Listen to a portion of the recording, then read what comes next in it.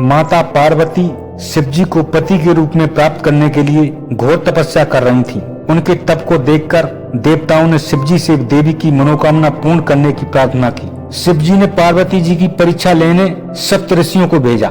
सप्तऋषियों ने शिवजी के सैकड़ों अवगुण गिनाए, पर पार्वती जी को महादेव के अलावा किसी और से विवाह मंजूर न था।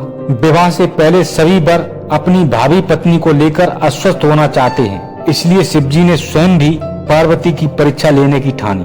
भगवान शंकर प्रकट हुए और पार्वती को वरदान देकर अंतर्ध्यान हुए। इतने में जहाँ वह तप कर रही थीं, वहीं पास में तालाब में मगरमच्छ ने एक लड़के को पकड़ लिया। लड़का जान बचाने के लिए चिल्लाने लगा। पार्वती जी से उस बच्चे की चीख सुनी नहीं गई।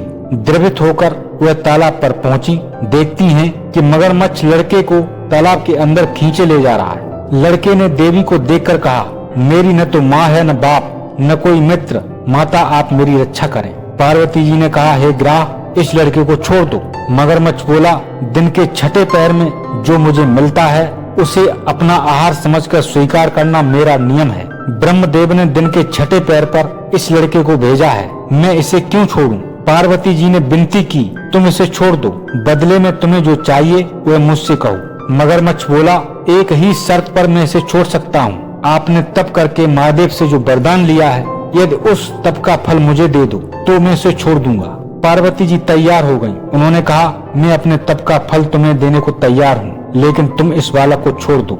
मगरमच्छ ने समझाया, सोच लो देवी, जोश में आकर संकल्प मत करो। हजारों वर्षों तक जैसा तप किया है वह देवताओं के लिए भी संभव नहीं है। उसका सारा फल इस बालक के प्राणों के बदले चला जाएगा। पार्वती जी ने कहा, मेरा निश्चय पक्का है, मैं तुम्हें अपने तप का फल देती हूँ, तुम इसका जीवन दे दो। मगरमच्छ ने पार्वती जी से तप दान करने का संकल्प करवाया। तप का दान होते ही मगरमच्छ का देह तेज से चमकने लगा। मगर बोला, हे पार्वती, देखो तप के प्रभाव से मैं तेजस्वी बन गया हूँ। तुमने जीवन भर की पूंजी एक बच्चे के लिए व्यर्थ कर दी। चाहो तो अभी भूल सुधारने का एक मौका और दे सकता हूँ। पार्वती जी ने कहा, हे ग्राह, तप तो मैं पुनः कर सकती हूँ, किंतु यदि तुम इस लड़के को निगल जाते तो क्या इसका जीवन वापस मिल जाता? देखते ही देखते वो लड़का अदृश्य हो गया। मगरमच्छ लुप्त हो गया। पार्वती जी ने विचार किया, मैंने तप को दान कर दिया है, अब पुनः तप आरंभ करती हूँ। पार्वती ने फिर से तप करने का संकल्प लिया। भगवान सदाशिव फिर से प्रकट होकर बोले, पार्वती,